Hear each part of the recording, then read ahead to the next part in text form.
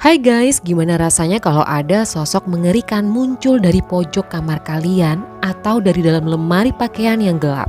Seperti yang dialami kedua gadis di film ini. Baiklah, tanpa berlama-lama langsung saja kita simak alur cerita film The Boogeyman tahun 2023. Matikan lampu kamar kalian, tarik selimut, dan selamat menyaksikan.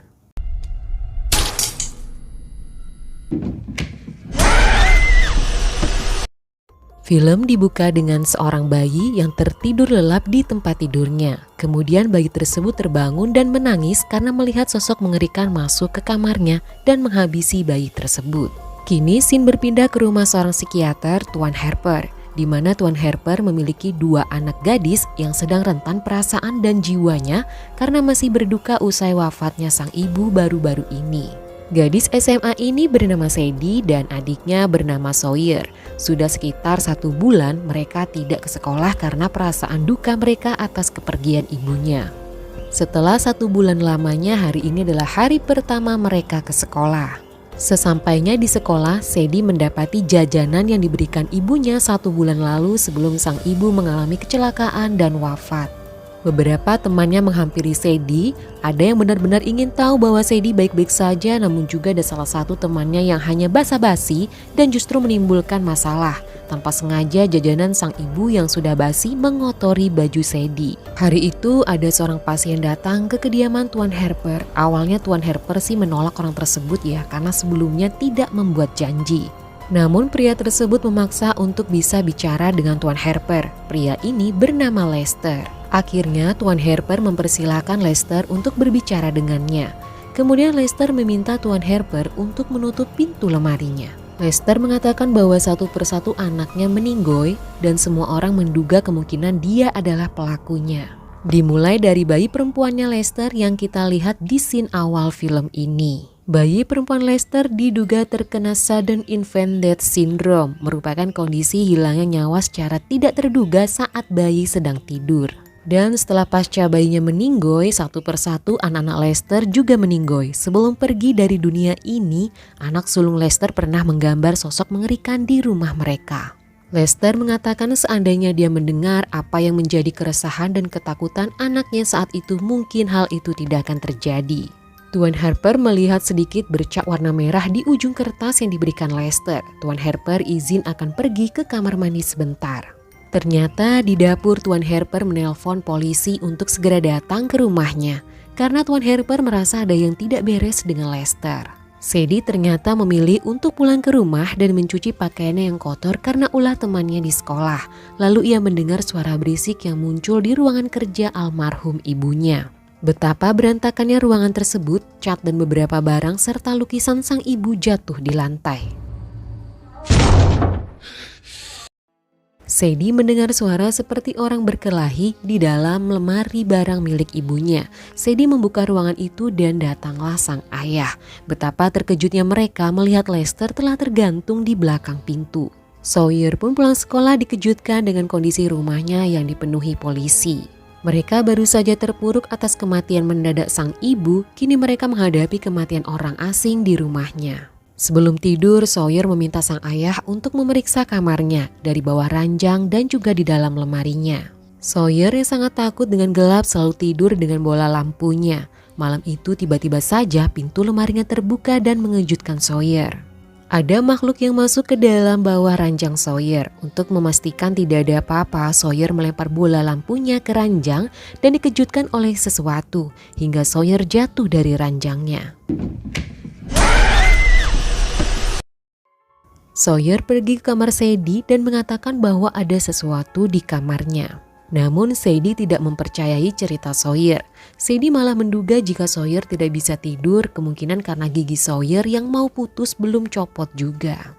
Sadie pun berencana untuk menarik tali yang disangkutkan ke gigi dan dalam hitungan ketiga, Sadie akan menutup pintu dan gigi Sawyer pasti akan copot. Belum sampai hitungan ketiga, tiba-tiba pintu tertutup sendiri dan membuat Sadie dan Sawyer terkejut. Sawyer mengira Sadie yang menutup pintu itu, padahal ternyata bukan Sadie yang melakukannya. Lantas siapa? Malam itu Sawyer memilih tidur di kamar Sadie dan keesokan paginya Sawyer memilih pergi ke dokter psikiater pilihan ayahnya bersama Sadie. Sawyer pun mengatakan bahwa ada monster di kamarnya, namun sepertinya Sadie dan dokter tersebut menduga jika itu hanya imajinasi Sawyer yang muncul karena dia fobia gelap. Sang dokter pun mencoba memberikan terapi pada Sawyer namun sepertinya sia-sia. Sang dokter memberitahu sang ayah jika Sawyer merasa melihat monster di rumahnya. Namun sang ayah mengabaikan apa yang dikatakan dokter. Guys ready? Let's go. Malam hari saat Sawyer akan tidur, Sadie masuk ke kamar Sawyer dan mengucapkan good night untuk Sawyer. Namun di saat Sawyer membuka selimutnya, tidak ada Sadie di kamarnya. Lantas suara siapakah yang baru saja dia dengar tadi? Ternyata Sadie memang gak ada di kamar guys. Ia pergi ke ruang kerja ayahnya dan mencari tahu tentang Lester, pria yang tewas di rumahnya. Sadie pun dengan seksama mendengar rekaman Lester saat berbicara dengan ayahnya. Sadie pun menemukan gambar milik Lester di bawah kursi. Di kertas itu adalah gambar milik anak sulung Lester. Terlihat gambar monster di sana. Sawyer pun keluar kamarnya dan mencari keberadaan Sadie. Ia bertemu sang kakak di dapur beserta kertas bergambar tersebut. Sawyer marah karena ia berpikir bahwa Sadie telah berusaha menakut-nakuti dirinya.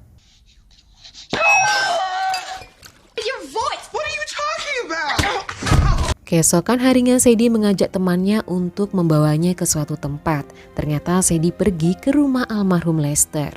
Kondisi rumah yang sangat berantakan dan hanya ada lilin menyala di lantai atas, bahkan dinding di rumah tersebut sangat terlihat aneh. Lalu tiba-tiba muncul seorang wanita, ternyata wanita itu adalah istri Lester. Sadie pun bertanya perihal gambar monster yang dibawa suaminya. Namun istri Lester hanya meminta kepada Sadie untuk berdoa kepada Tuhan semoga Sadie tidak pernah melihat makhluk itu. Wanita itu mengatakan bahwa makhluk itu akan menyerang orang-orang yang dalam ketakutan dan kesedihan berlebihan. Dia akan menyerang orang tersebut hingga meninggoy karena ketakutan. Makhluk itu menyukai kegelapan dan tidak menyukai cahaya. Dia menyebutnya Boogeyman. Ternyata ada Boogeyman tepat di belakang Sadie dan wanita itu pun mengarahkan tembakannya ke makhluk tersebut dan Sadie pun bergegas pergi dari rumah tersebut. Keesokan harinya teman Sadie memberikan dukungannya kepada Sadie agar Sadie keluar dari kesedihannya. Ia pun berencana untuk datang bersama teman-teman lainnya ke rumah Sadie malam ini. Mereka berharap ada pesta di rumah Sadie, namun ternyata mereka hanya saling diam dan suasana terasa sangat membosankan. Hingga saatnya salah satu teman Sadie ngide untuk melihat ruangan milik ibu Sadie. Dan di saat mereka masuk ke sana, tiba-tiba teman Sadie mengurung Sadie di dalam lemari tempat Lester bundir. Sadie pun berhasil keluar dari lemari. Sadie marah dengan temannya yang telah mendorongnya masuk ke dalam lemari itu. Dan acara pun akhirnya bubar. Teman-teman Sadie pulang ke rumah masing-masing. Sawyer yang sendirian bermain game kembali mendengar suara makhluk itu mendekati dirinya. Sawyer yang bersembunyi di sofa tiba-tiba dikejutkan dengan kedatangan Boogeyman. Makhluk itu pun menyerang Sawyer dan Sawyer pun terlempar dan tergeletak di lantai. Sang ayah pun datang dan bergegas membawa Sawyer ke rumah sakit. Sawyer bilang jika yang mencelakainya adalah seorang monster. Di saat itu istri Lester menelpon Sadie jika ia punya cara untuk menghabisi Boogeyman. Sadie pun meminta kepada sang ayah jika adiknya harus dijaga karena akan ada monster yang menyerangnya. Namun sang ayah tidak mempercayainya. Sadie pun bergegas pergi menemui istri Lester. Setibanya di sana ternyata Sadie dijadikan umpan agar Boogeyman datang. Di saat Boogeyman datang, istri Lester bergegas menyerang makhluk tersebut dengan segala senjata yang sudah ia persiapkan. Makhluk itu terkapar karena sepertinya terluka. Namun di saat istri Lester datang untuk memastikan apakah makhluk itu sudah mati, makhluk itu kembali bangun dan menyerang istri Lester. Sadie pun bergegas kabur dari rumah Lester dan mencoba menghubungi sang ayah. Ternyata sang ayah pulang ke rumah. Mendengar hal itu, Sadie meminta sang ayah bergegas keluar dari rumah dan pergi ke tempat yang penuh cahaya. Namun Sadie telah tiba di rumahnya. Rumahnya sangat gelap karena listrik tiba-tiba tidak berfungsi. Sadie pun menemukan sang adik tengah bersembunyi bersama lampu-lampu yang dililitkan ke tubuhnya. Sawyer tahu jika monster itu tidak menyukai cahaya. Mereka berdua pun bergegas mencari sang ayah. Ternyata sang ayah dibawa monster itu ke dalam gudang di rumah mereka.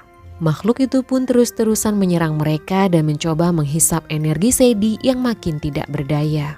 Sang ayah pun datang mencoba menyerang monster itu dengan sisa tenaga, namun mereka punya ide. Sadie memiliki korek api dan Sawyer menyiramkan sebotol minyak ke arah monster dan monster pun terbakar.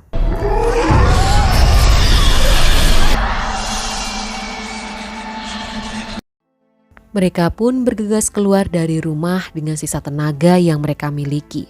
Rumah mereka pun habis terbakar. Kini mereka bertiga bersama-sama datang ke Dr. Weller. Meski Tuan Helper juga seorang dokter psikiater, untuk saat ini dia juga butuh terapi untuk dirinya sendiri.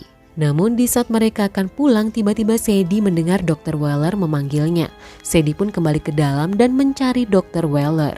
Sebuah pintu terbuka di sana, terlihat gelap di dalamnya. Namun tiba-tiba Dr. Weller datang dari arah belakang Sadie dengan heran. Mengapa Sadie balik lagi ke dalam? Loh, kok gitu?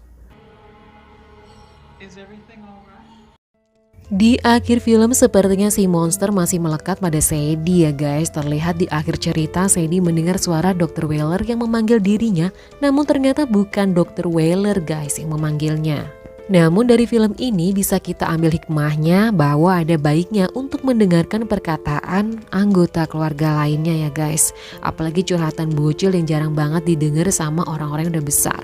Ya mungkin aja mereka benar-benar mengatakan hal yang sebenarnya. Dan juga pentingnya memberikan dukungan serta perhatian yang cukup untuk semua anggota keluarga. Dan selalu berhati-hati jika bertemu dengan orang asing. Sebenarnya sih ada benernya juga sih di film ini. Ketakutan kita nih kadang justru membuat musuh kita makin kuat. Dan yang pasti rumah jangan gelap-gelapan banget guys. Seperti rumahnya Sawyer sama Sadie yang minim penerangan.